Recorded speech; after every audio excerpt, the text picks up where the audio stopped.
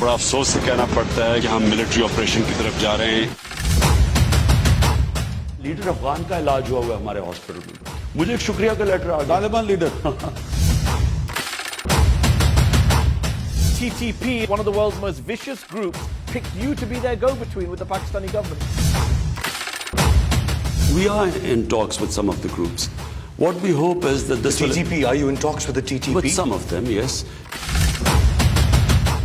हमने प्लान किया कि 40,000 या 45,000 लोग जो वापस आ रहे हैं, जिनमें से 5 से 7,000 फाइटर हैं, इनको रीसेटल करना था।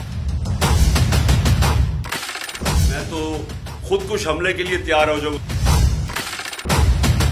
कि हम सिविल नाफरमानी की कैंपेन शुरू करें।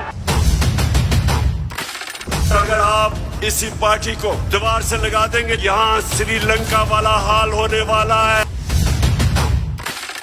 लिख के हमें धमकी दी गई है।